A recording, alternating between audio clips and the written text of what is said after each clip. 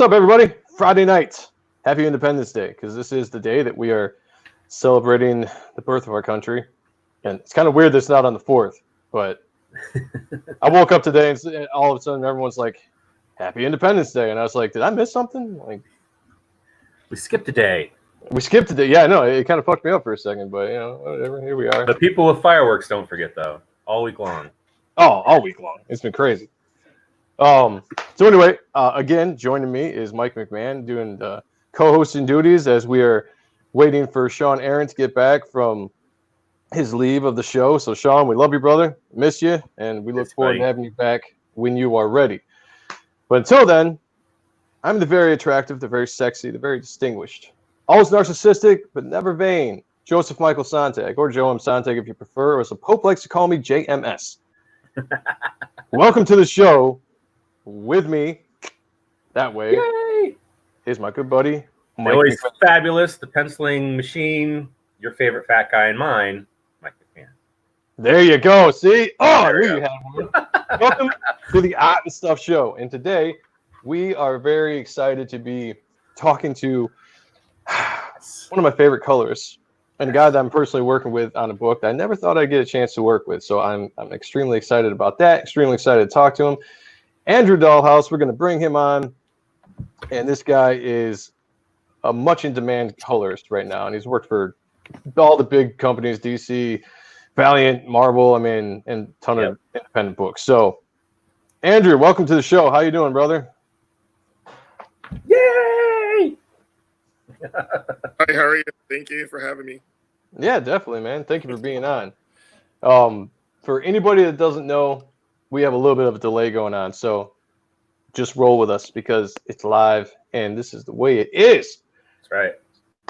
I roll all the time because I'm fat and I'm around. Well, yeah, I'm getting the gut because I'm getting old and stuff. But so how you been, Andrew? How's the weather? How's life? How's everything treating you? Good. Yeah. Well, I would like to start the show up. 100 degrees here in Houston. Oh man, and I thought it was hot here. Woo! We need Mr. Freeze. Mr. Freeze needs to come. Thank God for air conditioning. Jeez, I don't know if I could survive. I don't know how you do it down there in Houston. I love Texas, but man, that heat this time of the year, no thanks.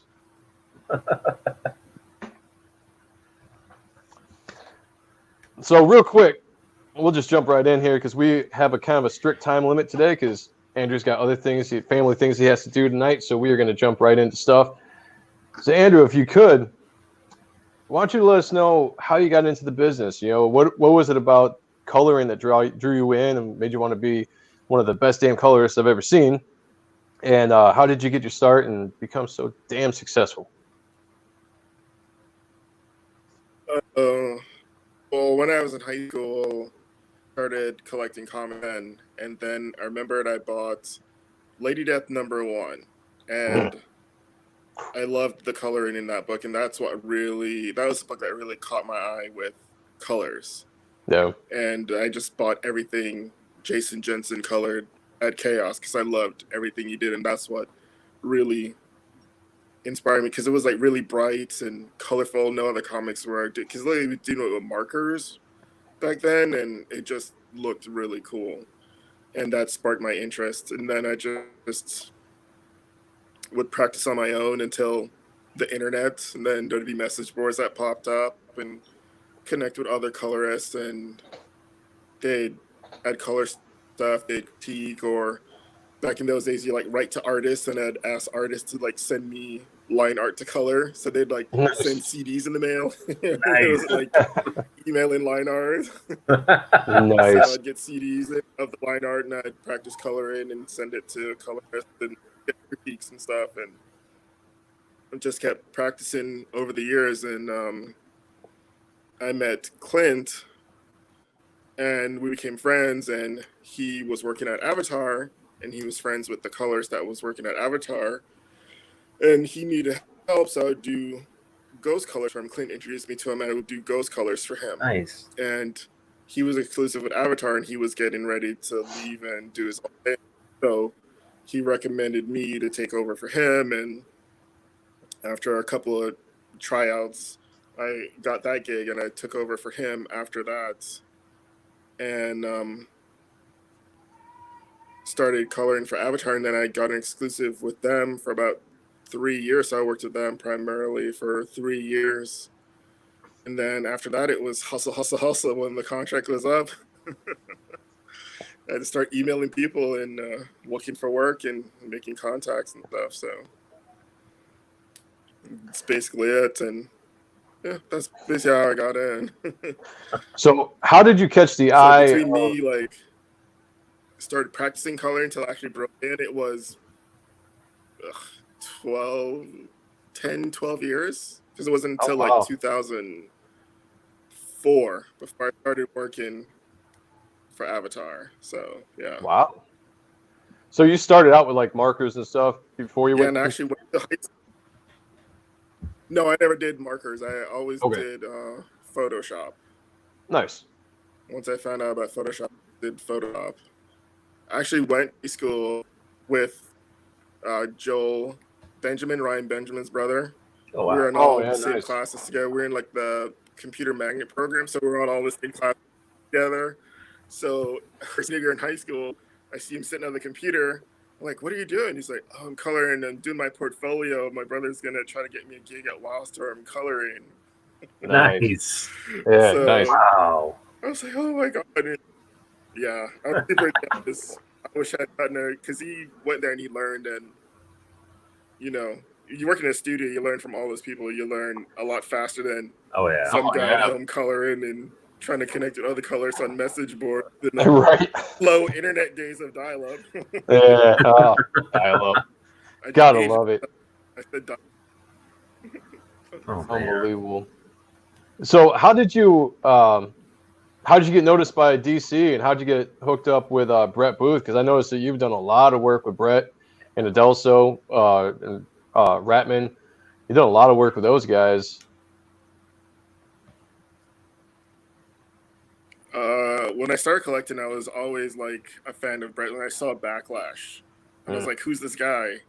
And I started buying Backlash, and I would go, and they didn't have all the back issues. I would go and I'd pick up a book and I'd look. It's like, oh, Brett drew the cover, and then that was the days when I figure out just because you drew the cover, you didn't draw the interior.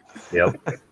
Always disappointing. So I wouldn't buy the book, and Brett didn't interior, and then I realized I was missing gaps in the story, so I had to go back and buy the books and read them, even though I didn't want to because he didn't draw the art. And then just like anything, Brett had like a blog or something today, and I hooked up with him then, and I really liked how his wife colored. I really liked her coloring style, Jessica Ruffner. I really liked her way of rendering and her color choices and stuff. And she was another big influence on me. Nice. So I connected with him through his blog, and she would send me line art from stuff he was working on, and I would color it and get critiques and stuff.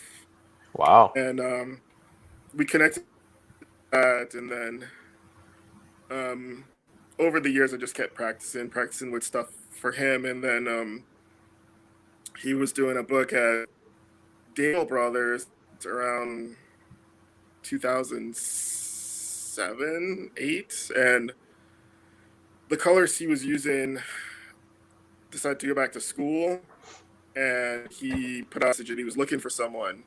So I was like, oh, I'd be interested, and he sent me a test page. I colored it, and I got the job coloring him on that book, and then wow, that's cool. He started doing work for Dynamite, and he brought me along with him, and nice. We became friends. We would talk all the time and stuff. And when he went to DC, he brought me with him over there and stuff. So that's awesome, man. Yeah, that's all I did, because working with him has really helped me to get better.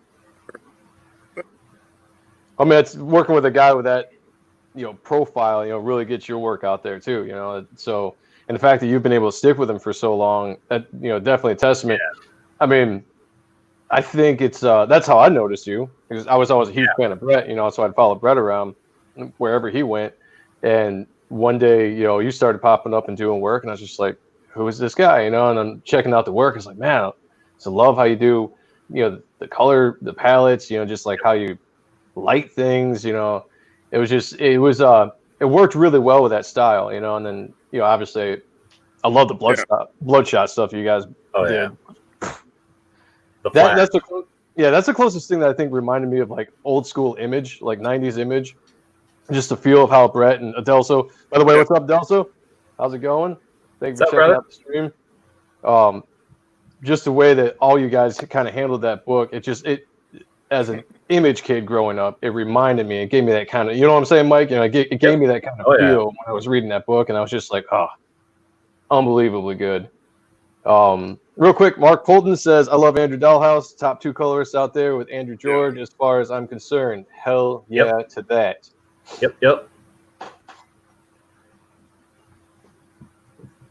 Sorry. Harsh. Yeah, 90s books get a bad rap.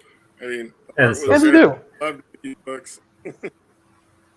90s to me, awesome. They were the best. There was a lot of experimenting, you know, and a lot of expression in the 90s books.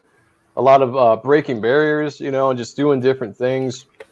I think that was really there you go. Yeah, there's some good books, man. Yeah, I need to get some of those. Damn, I got a lot of people critique 90s books for not good stories, but I never really bought a lot of 90s books for the stories.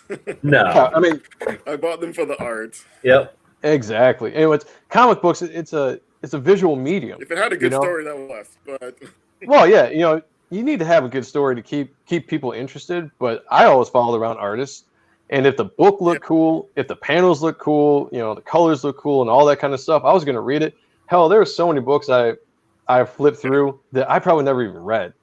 Yep. That I know the characters and I know the art, you know, the creative team, but I don't know the stories. Go ahead. Well, like in the 90s, that one book I bought just for the art every month was Kiss Psycho Circus. Angel Medea was doing that book. Yeah. I never bought that book to read it. I just bought the book to see how pretty the issue was. That book. So well, I'll tell you, book. 90s book, the first time I ever took notice of a colorist was on Witchblade, and it was it J.D. Smith, I think? Oh, Jonathan D. Smith? Yeah, that's the first time I ever noticed a colorist, and like his stuff looked so much cooler than everybody else's stuff at the time, and I don't know what happened to him. That's a good question. Oh yeah, I love J.D. Smith. He's awesome. Well, you know, it's funny because Image, I really think they established quality when it came to artists, inkers, colorists. I mean, they had, if you look at that era and you compare some of the work to, I mean, they blew DC right out of the water when it came to talent. And Marvel was right there because Marvel always had really good artists, and you know, they had top-notch people. But Image had like this look that was just different. They were more vibrant. They were darker. You know, the art was just more in your face.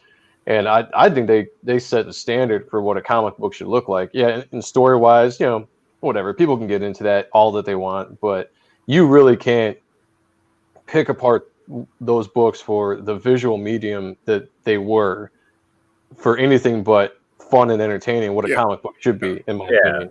You know? And that, you know, that's what I like about a lot of stuff you're doing, Andrew, with, you know, especially with company that did what Image did with artwork was CrossGen, like all their books. Oh yeah. From their writing, the art, the inking, the coloring, the entire line of books were awesome. Yeah, those are some beautiful as soon as books. they closed out, like you saw Marvel souped up all of them, and they went right over to Marvel, and they pretty much kept a lot of them as a team. Yeah. So I really miss the CrossGen. I loved. Yeah, those are some of my favorite books of the time. I miss a lot of stuff from that time. To be honest with you. So Andrew, I mean, this is going to be a redundant question because obviously we brought you on here for a reason. But in today's comics, how important are the colors to the storytelling of the book? Because I think most people that don't really get into the art team aspect of the book and they just pick it up and they read it, they might not look further than that. How important is it really that those colors have to be to really bring you into that story and really establish the atmosphere and the look and feel of everything? I mean, I still buy books for the art. First thing, like I really love I'll buy books just for colorist. I'll buy books that anything Justin Paul the color. I mean, because I feel like he was the best colorist there was. Like anything he colored, I would pick up. Frank D'Armata is awesome. Laura Martin, Jason Keefe. I mean, like anyone I feel like their names on a book, they bring another level to the artwork, and they bring like a cinematic feel to the work they're coloring. Like a good movie. I love what like Frank D'Armata did. Was it the new Avengers book he did with his name? The guy he did Crux with at CrossGen. His name Steve is Epting me right now. Damn it. Was it Steve Epting? Yes, Steve Epting. Yes. That was an awesome book. That book looked really good. Oh yeah. And he just brought a feel to it, like this color palettes, the color temperatures, and you could feel, you didn't have to like read it, and you could tell the emotion of what was going on just by looking at it. Like Frank's really awesome. He doesn't get enough credit from a lot of people when they list favorite colors and things like that. I think colorists in general don't get a lot of credit for what they add to a book because it's like a band. A lot of attention is always on the lead singer and then the guitarist, and nobody understands how important the drummer and the bass player are to the cohesiveness of that unit. Yep. I feel like it's the same thing with comics. Everyone's always obsessed with the artist and then the inker. It's like it's the colorist that brings everything together. The inker finishes stuff. He does what he's supposed to do. He adds to the art. He improves it. He finishes it, makes it look top notch. But then the colorist comes through and then brings it all together and brings it to life. It just really adds that kind of realness to it. U.S. Assassins. And makes a hack artist look legit. U.S. Assassins, by the way, everybody, penciled by my good buddy Mike McMahon and colored by my good buddy Andrew Dalhouse, right there. So we got teams on here. Delso, my man Andrew's one of the top colorists out there. Period. Much respect. Absolutely. Yep. I mean, you were going to be preaching to the choir with that. That was one of the reasons. I'll say this. Andrew's going to be coloring my book too, which I was extremely, extremely excited when I reached out to you and you actually agreed to do it, which blew me away because honestly, it was a shot in the dark. Like I was like, you know what? I'm going to send this dude a message. I'm probably never going to hear from him, and I'm just going to go in the corner and cry. But he hit me back, and you were just like, yeah, it sounds good. And we talked a little bit, and I was just like, I was blown away because I was like, dude. In my opinion, I just landed one of the best colorists in the business to be on my book. And you have no idea how a boost of confidence that is when you're entering a project, when you have people behind you like that. And it's the same thing, I'm going to be working with Adelso Corona, inking my work, and knowing that I've got just a stud group of guys behind me bringing my book together that's an amazing feeling. So it is so important what a colorist and an inker can bring to a book. To anybody out there that doesn't know, I mean, I could talk forever about it, but it's definitely an important piece, I think. Oh yeah, super puzzle. Important. You got your foundation, you got, yeah, your 4 pillars. I mean, I'm not dissing letterists or anything, but I mean, I guess you could put the artist in one pillar, but you got your writer, you got your artist, you got your colorist, and then you got your letterer. And that's. If you got all 4 of those are running on all cylinders, man, you're gonna have we have Eric Weathers lettering our book, we got Andrew coloring it, we got this knucklehead drawing and inking it, and Mark Bolton putting together a great fun story, and man, I'm super happy. Yeah, and I've read that book, and it looks great, man. You guys did a fantastic job. I can't wait for 2 to come out. So, Andrew, I know that you work a lot with the independent books, which I think is awesome. That a guy of your skill would be definitely willing to work with independents, which I think sometimes people, they're busy. I understand that, but I think there may be a stigma out there of just kind of staying within the mainstream, I guess you could say. So what was it about like working with the independent creator that drew you to wanting to help out the little guy, so to speak?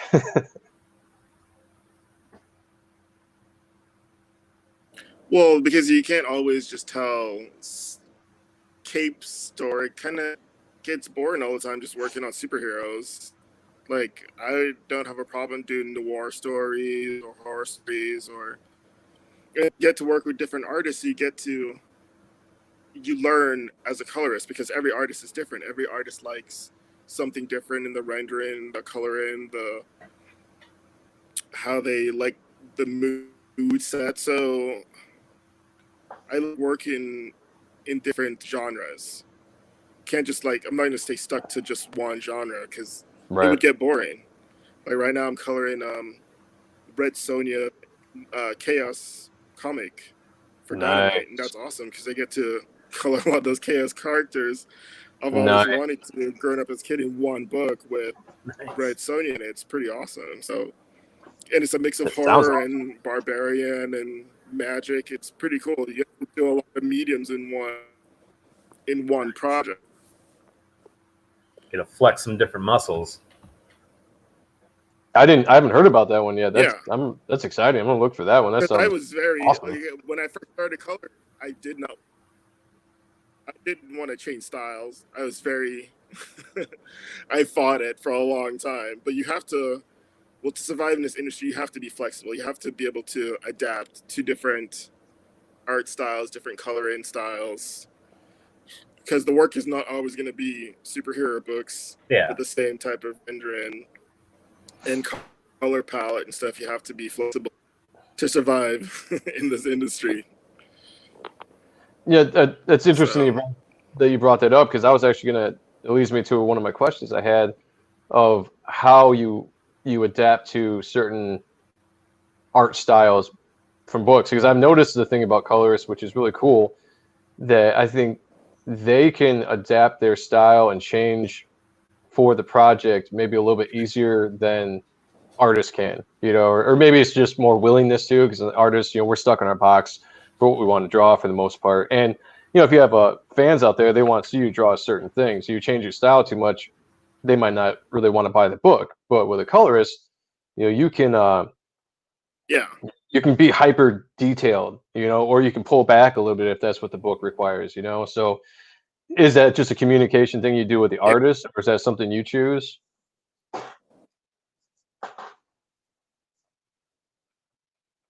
Nope. To do it with the artist, because I like to have what the artist wants from their art, like what they want. So if I'm working with a new artist, I mean, I know a lot of colorists don't like to. There was a thing on Twitter about it, but I'll go and Google the artist to see how they were colored previously. And if it's like a smorgasbord of different styles, I'll email them and I'll, what do you prefer? Like, I've seen you colored like this, this, and this. This is this type of project. What do you prefer for this project?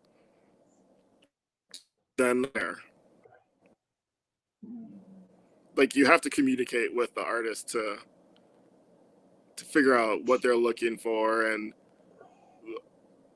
when they send you notes, it helps to know what they're looking for going forward. Because a lot of times I'm not sure what I want to do on a page. And if it's like too late or it's too early or whatever, I'll just do it and I'll send it off when I'm going to get this back, just to see, like, okay, I'm not sure. Like, some artists will, like, when you do night scenes, they want it to be pitch black, monotone blue, no color. Some artists don't want that. They want it to look like it's daytime, or in between a little bit of that. So if I'm not sure, I'll just send it off and they send me back notes, and then I'll know what to do going forward with the rest of the pages, so to know what they're looking for as far as that type of scene goes and stuff. Do you ever get to look? I'm sorry, Mike. Do you ever get to look at? Do you ever get to look? Do you ever get to look at scripts, or is it just basically communication with the artist? Do you have communication with the writer? when it comes to that kind of stuff? Not when I work with Brett, yes, when he sends the pages over, he sends them to the writer, the inker, the colorist, the editors. He makes a chain email, everyone's included on it. And Nice. so when the inker sends back inks, he includes everyone, and so that we get feedback from everyone on that. And if I know who the writer is and have their email and the artist, and I'm working not with Brett or something, I'll do that on my own just to try to include them. But if I don't, I'll just send it to the editor, and then I'll just wait on notes back from whenever they send it around to the artist and the writer to get notes and stuff from. Gotcha. That's what I was gonna say. Was you were really great about, sending me emails with pages, be like, hey, is this cool? Are these color choices good? I mean, I was just like, yeah, whatever you think's best. Yes. What's up, Andre?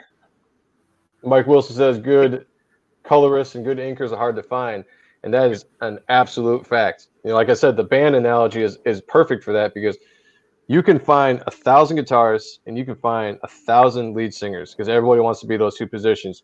It is hard as hell to find a good bass player and a good drummer, and those are the backbone of your band. So it's the same thing. Everybody wants to be a penciler, everybody else wants to ink and draw, but if you can find that colorist, and like Mike said, find a good letterer, because letterers are very important too. Not so much for this conversation. No offense to letterers out there. Don't send me hate mail. I still love you guys. But yeah, it's very, very important. I never paid attention to bass players until Metallica started paying attention to bass players. Oh, I was like, I can never hear the bass, but you could with Metallica. Oh yeah, a good bass player, they're gonna find a way in the recording to make them stand out. Unless you have really jealous guitarists, which do exist, and then they sink the bass really into the mix. But a good bass player is going to stand out, and you're going to want to make sure you hear that, because a good bass player is going to add so much to. And I was in a band for 10 years, so I know what I'm talking about, boys and girls. Yeah, good bass line is awesome. Like it could be like Primus, just make the bass the lead.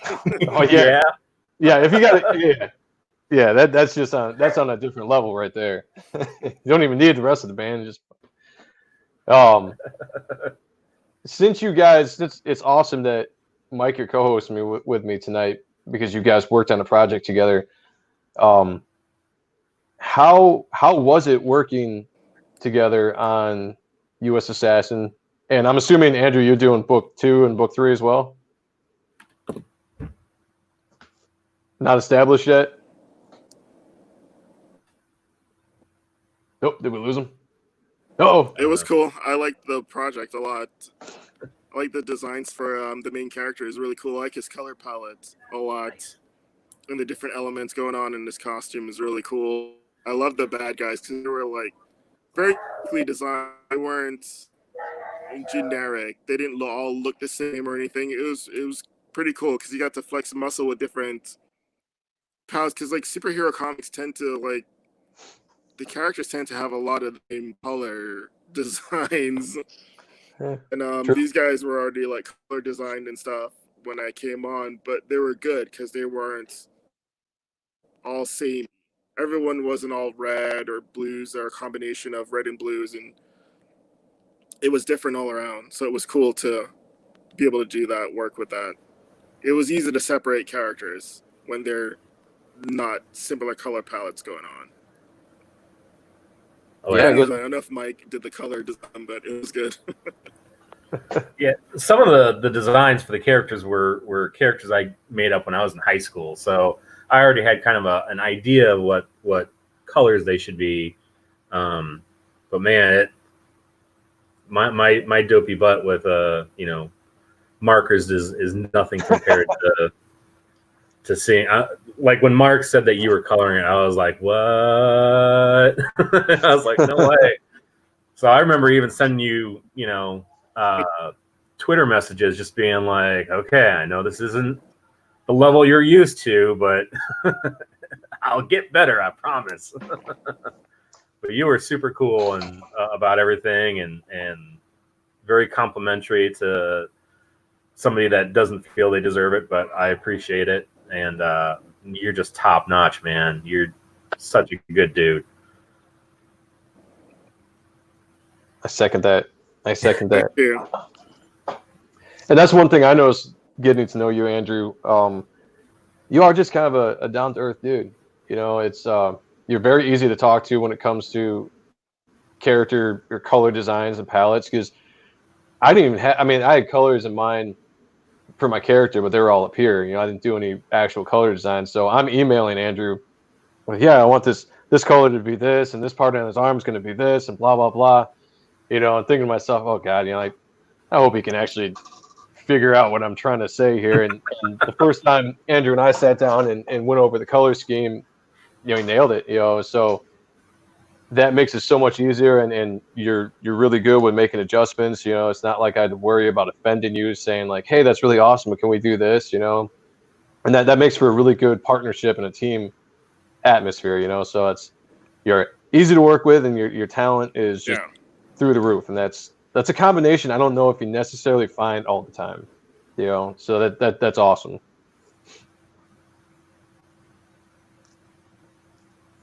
And it seems like you're coloring everything now. Everything. Yeah. Hold on a second. Let me try. Yeah. Yep. While you're figuring that out, it really is, Mike. I mean, it's crazy. How much it's just when I made the info for the show, I put in like, you know, the most in demand colorist or something like that. I can't remember exactly what I said, but it's because it's true. I mean, he's all over the place. Yeah. You know, coloring everything. Yeah, everything. You know, like from the big boys to the indies. You know, it's just that's awesome. When you're that high in demand, you know that you've reached a level where people always have to work. Yeah, absolutely. He's frozen. He's frozen. I'm gonna drop him from the stream real quick. See if you can figure that out. Just come back in, or when you pop back up, Andrew, I'll bring you right back up. He's at his sister-in-law's house, I think he said. So yeah, Wi-Fi is kind of spotty out there. So we appreciate they still made time for us to come on this busy family weekend. That's right. MD Dangerously, as a colorist, it is more important for your work to shine through, as in people instantly recognize it's your work. Absolutely. Or is it a priority for your work to seamlessly blend in? I would say combination of both, but we'll ask Andrew when he comes back. Yeah. You know, I would say both. Because when you heard Andrew talking, not overpower. Right. When you heard Andrew talking earlier, you know, he's talking about certain colorists that caught his eye, and you can see, even though the colors are where he goes. Oh, still not connected yet. Even though that they can modify their style depending on the project, you still knew your favorite colors. When I was a kid and I was reading like Top Cow books, I still knew who Steve Furcow was, you know, because his style popped up, you know. Welcome back, Andrew. How you doing?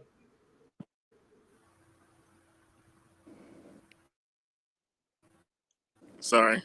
Oh, you're fine, man. The Wi-Fi here is crappy. I'm gonna have to do a makeup show with you when I'm at home on my Wi-Fi next week. Oh yeah, definitely. We will definitely love to have you back.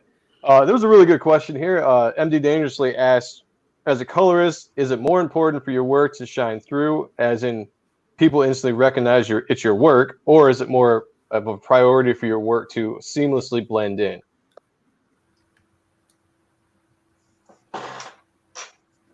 To seamlessly blend in, because it's not about you outshining the art team to overpower them. So you can put your, like when I color Brett on Bloodshot compared to when I color Mark Lamont on Bloodshot, it's two different art styles. Yeah. And I mean, if you look closely, you can see some things that I do the same, but it's a totally different rendering style. I'm not trying to be like, well, I don't care. It's a different art style. I'm just going to do what I do because it's what I do. No, it's like you have to adapt for the art. So that's what I did on Mark, and it's a totally different rendering style.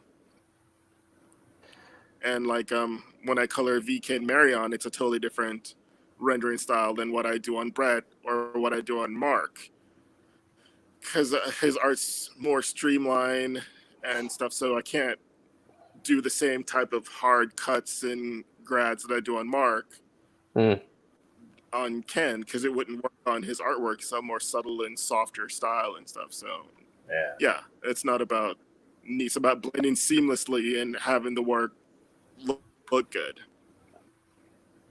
Well, there you go, MD Dangerously. That's an excellent answer. And it's and maybe the way I was kind of answering that is, I was thinking a lot of the colorists I followed back in the day, like I was saying, like Steve Furcow, or Furchow, I can never remember. I don't know how you pronounce his last name, but it was always usually I would look at it with Mark's stuff, Mark Silvestri, and he always had like that similar style, and it always just really stood out.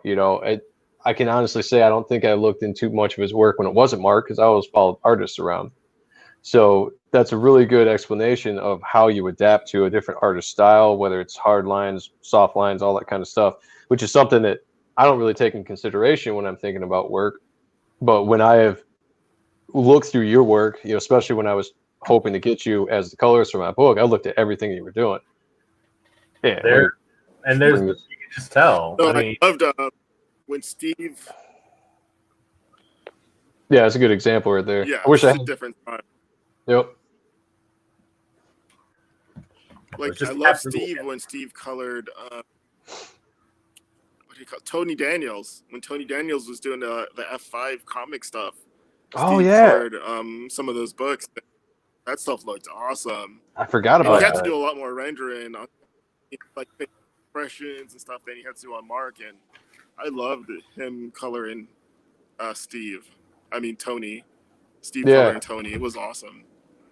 Yep. Yeah, man, you just came prepared today, didn't you? There you go. I got all my books. That's awesome. It would take me 2 days to rummage through my garage to find that book. He just pulled it out in like 2 seconds. I know. Like, I'm a huge Tony Daniel fan, so I love Tony Daniel's stuff. So man, the 10th was so sick. I wish he would go back and do another run of the 10th at some point. Yeah, I do too. I wish he'd go back to F5. He had such a large the F5 too. He did with F5 back in the day. I'm bummed that never got a trade because I've got all the other stuff that he did that was indie as a trade, and that was the one thing that never did. But I've got like all the little preview editions where it's all in pencil and stuff like that. Because I live pretty close to Chicago, and I think he still lives in Chicago, but he'd always be at Chicago cons, and he'd always have like different previews of stuff. And when the F5 stuff came out, there was 2 different, I think like issue 1, the back half of it was all in pencil, like has just a show. And then there was like 2 preview edition things that he came out with, and it has a person that wanted to learn how to pencil. That's, that's like feasting, it's like, I want more. So I always try to grab as much stuff as I could. I love his work. I'll shut up now. No, dude. I bought all his stuff. I was a huge fan of his when he was at Image, coming up on Spawn, doing the fill-in issues there when they were trying to get to issue 50, when him and Greg would do back and forth issues. And then when he went and did the 10th, I loved the 10th. I kind of fell off a little bit when he changed his style to a little bit more of the anime style for a little while when he was kind of experimenting there. But I came back when years later when I see him at DC, and he kind of got back to that more realistic style, whatever. But yeah, he's a hell of a talented artist. Just like Greg Capullo, I hope they both go back to Image at some point and do their characters, Creech and the 10th. One day, just crossover. Oh, that would be good. Badass. I think it's back to those characters. Even if he didn't like do individual book, like just one, maybe like an anthology book of all those characters he did between Silk and the 10th and That's there were a cool. couple other books he did. Like, just put them all together in one thing. That'd be awesome. Preach. I still don't know what I need it's that. about. I've read all those issues. I don't know what that book is about. I just remember the art. Yeah, I was just gonna say it's been a long time since I read Creech, but I can remember what the pages look like very clearly.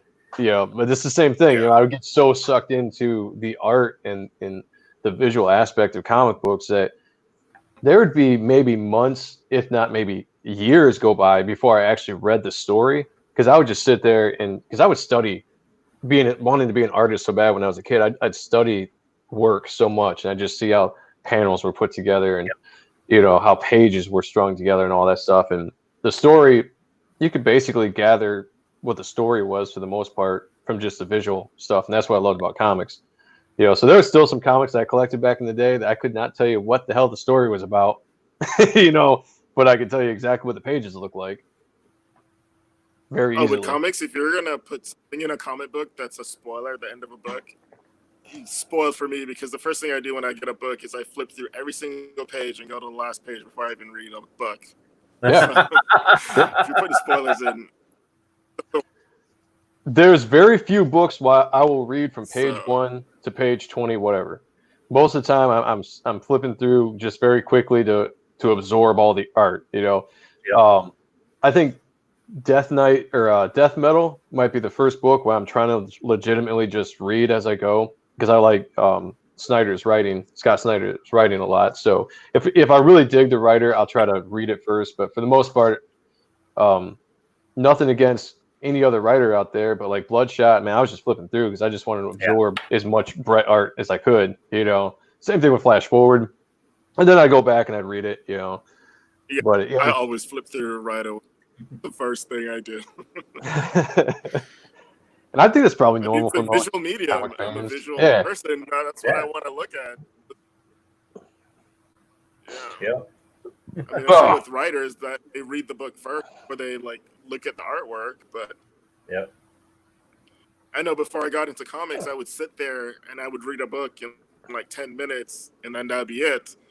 Now that I realize like how much work goes into it, I take a little bit more time and appreciate the panels and how much work goes into the art. Because it takes like 6 weeks between pencils, inks, and colors and letters just to create one book, and most people read in 10 minutes and put it down and never think about it again, really. So that's true. true. To give it a little bit more attention now. Yeah, that. Most fans, I guess they think it's easy because it takes them such a short time to read it, not realizing how much work actually goes into it. Oh yeah. I would say most fans. No one bad comics on purpose. I would say most fans that just are there to read the story and the characters that might not have all that time reading the bad. Yeah, they might not have a desire to actually do that for a living. Yeah, it probably is just a really quick thing for them to read through, and I'm not going to necessarily say they take it for granted, but the hard work that it takes to put into a book, all involved, from writer all down on the colorist, there's so much work and so much time ahead of time to just get that book out. And like you said, we read it in like 15 minutes, and then usually we put it down and we wait till the next month for the next one to come out. And it's really a labor of love. It really is. Because you spend all that time creating this thing, and you can't wait for somebody to read it. You're so excited, and then they read it, they get done with it, and they give you all the praise, and then boom, it's over. And this, it's like, all right, on to the next one. What else do you have? Yep. I mean, it's like when I issue and I'm really proud of it. I'm like, I can't wait to see what the reviewers think of this book, because I'm really proud of it. Did some really cool stuff on it, and then I go through and like 5 paragraphs of just talking about the story, and then like 2 sentences talk about the pencil, inker, and colorist, and just like 2 sentences, and then that's the end of the review. I'm like, oh my god, yeah. Comics are so much more than just the story. Combined, the pencils, inks, and colors took more time, maybe 10 times the amount of time than it took that writer to write that book, and he got more praise than the artist ink and color lumped into 2 sentences, and you got 5 Yeah. paragraphs in a review. That's It's the very way it is. disheartening. So sometimes I don't Mhm. even bother with reviews. Well, it's so funny because I feel like back in the day I when love we were when I get tagged in a review. right when we were growing up, it seemed I like love when I get tagged in a review on Twitter, and then they don't even like. no good. No, go ahead. Okay, I was just gonna No, say so I that. love when I get tagged in a review on Twitter. Go. Okay, I'll go. I'll just say back in the day when Yeah. it was like the artist was the superstar. It was the visual medium was still the superstar.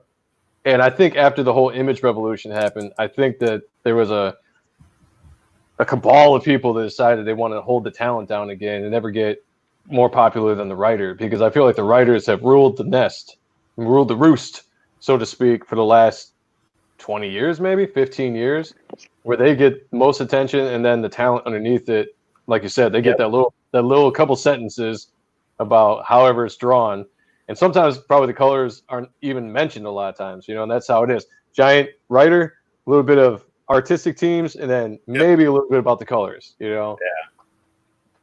Because they don't want they don't want the image thing to happen again. They don't ever. That's why you don't see people stay on a book for long runs anymore, because they don't want that person to gain a following that they could take somewhere else. So that's why you see people.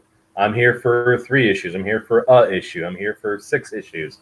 I think the last great run was Mark Bagley on Ultimate Spider-Man, which I like Mark Bagley's art, but I mean, I'm a huge Spider-Man kid. I mean, when I was a kid, that was my guy. So that's why I collected that whole run, and that's probably the last time I collected a whole run of anything. Just because that was a long run too.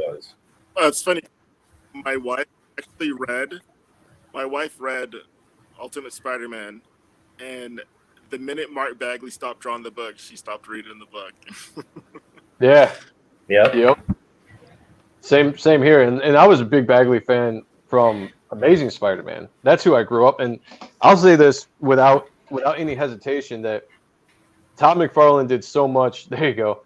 Todd McFarlane did so much of the redesign of the Spider-Man character, and he gets all the credit in the world.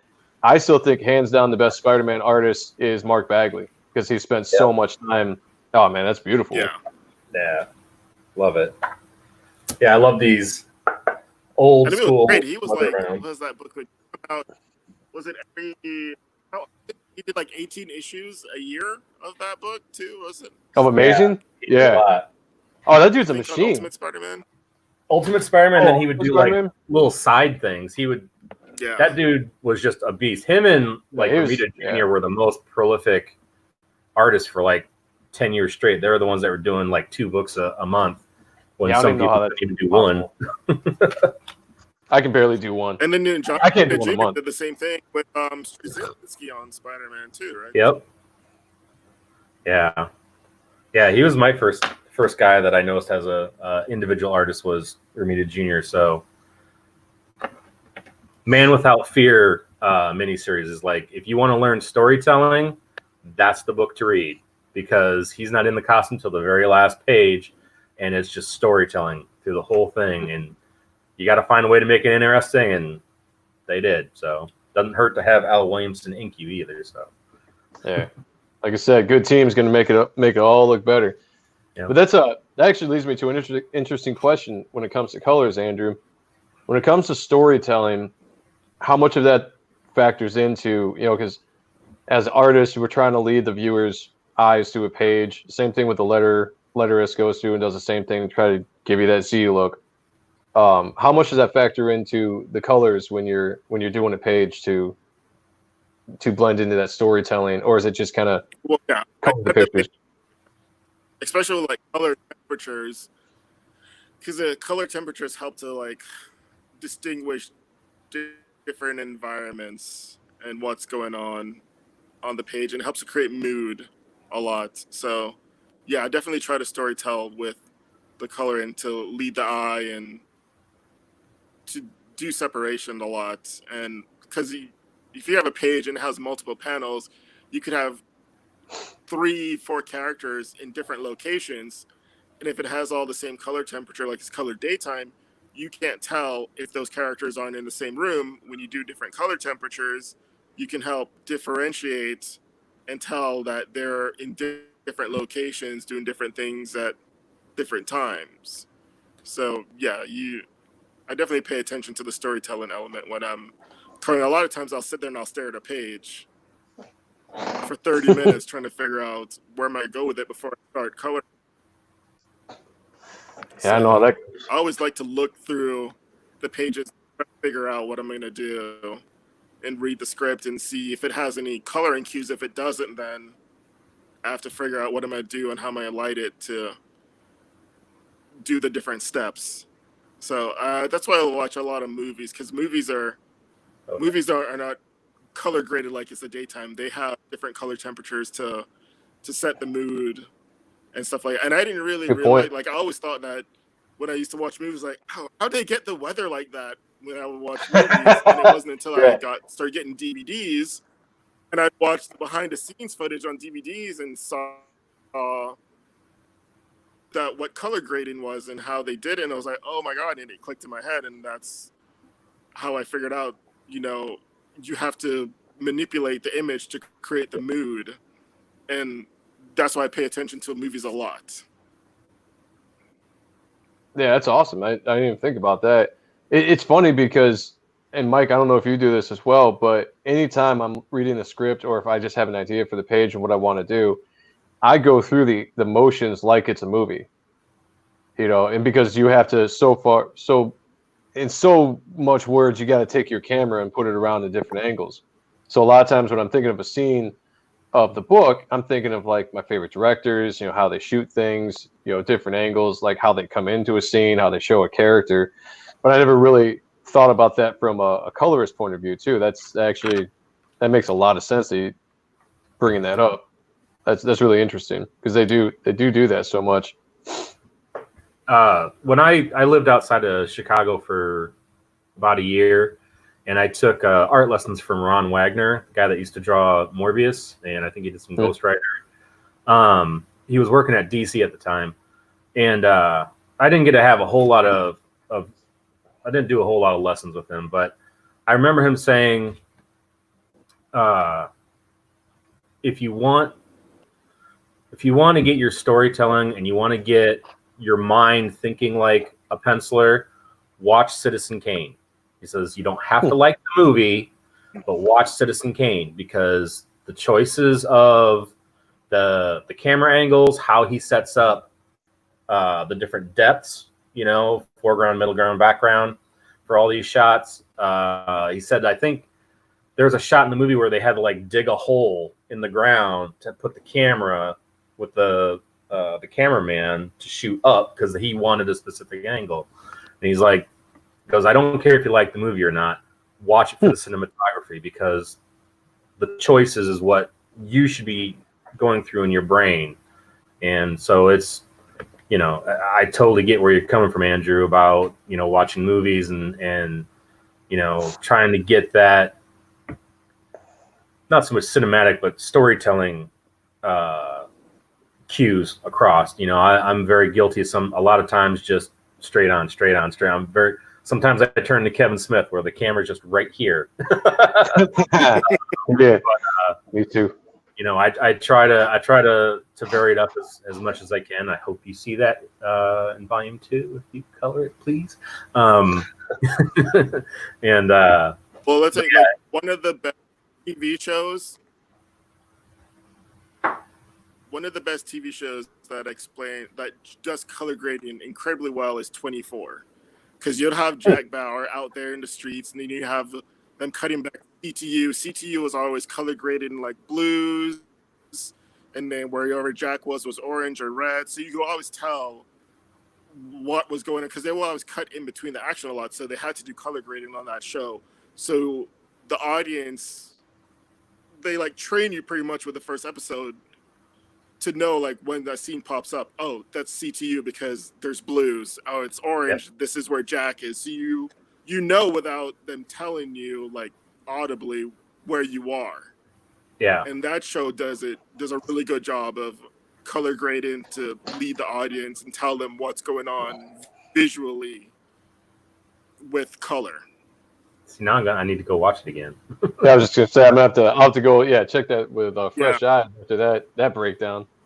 You know, it was a cool when I first actually noticed color grading and whatever in movies. It was in the '90s when they had like Jerry Bruckheimer and the Michael Bay movies like The Rock and Bad Boys and Con Air, because that always had like really specific, gradation to the colors and everything. Lots of stuff popped out. So that is I'm gonna have to go look at 24 now. My mind's just I'm thinking about that. So like because a lot of times I'll just watch the movie. I don't really notice that kind of stuff, Yeah. It really does add so much when you break it down, when you think about it.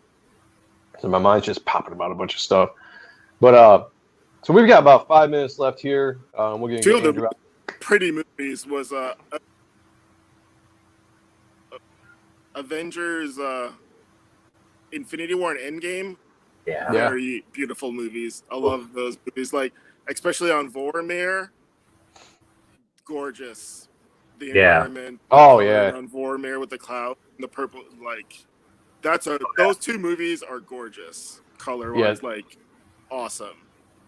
Yeah, they did a hell of a job with those movies. Yeah. They threw a couple of banks at that at the colors. What's up, Raymond? He says, "Yo, Andrew is a beast on colors." Yep.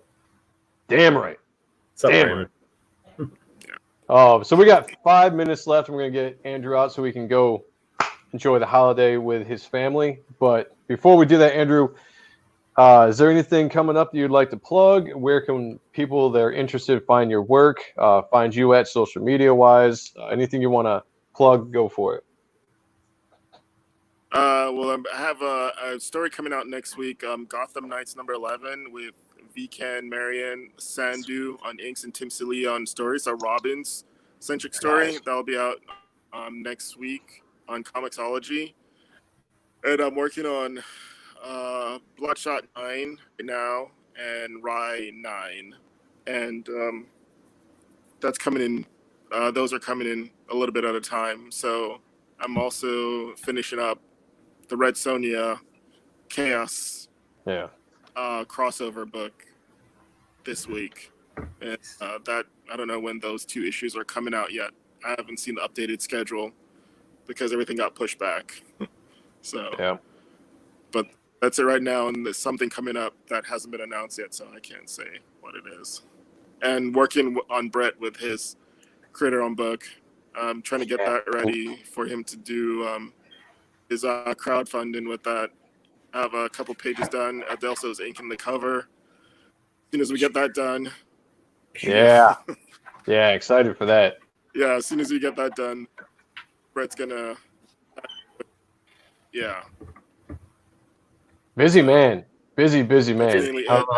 I've seen Mark sent some pages for what he's working on, and it looks on. He's outdid himself more than issue 1. It looks really good. Nice. I can't wait for everyone to see what he's doing on that. That's awesome, man. You're extremely busy, dude, and that's cool because anybody that if you don't know who Andrew is yet and you're just watching this, you got a ton of stuff to go find out. And I encourage you to do it because you won't be disappointed. Absolutely, like I said, one of the top colorists in the business, and he is giving you a shit ton of work and a shit ton of portfolio right now to check out. So go check it out. All his social media sites. Google Andrew Dalhouse. He's going to pop up. Go to images. You're going to just get pages of stuff. Definitely do it. There's another Andrew Dalhouse that's apparently my dad told me he's a cousin in England who plays football / soccer to Americans. Oh, yeah? So that's the other Andrew Dalhouse that might pop up. I have tagged incorrectly on Twitter. That's awesome. I have 2. Yes, there's 2. One is Mike McMahon, who is Mick McMahon, that used to draw Judge Dredd, and then there is a football player. I think he used to play for the Eagles, which is Mike McMahon. And Mike. Yeah, he's not me. I think you should play for the Lions too. Maybe that's what I was thinking of. Yep, quarterback. Yeah, I know what you're talking about. Yeah, I get Yep. Google alerts and they'll mention Andrew Dalhouse in football. It's like, I don't play football, and then I look, it's like, it's Andrew Dalhouse. Somebody be like, man, this dude is so talented. He colors comics. He plays soccer. It's That's right. amazing. I know, right? I wish. He's also a DJ, so.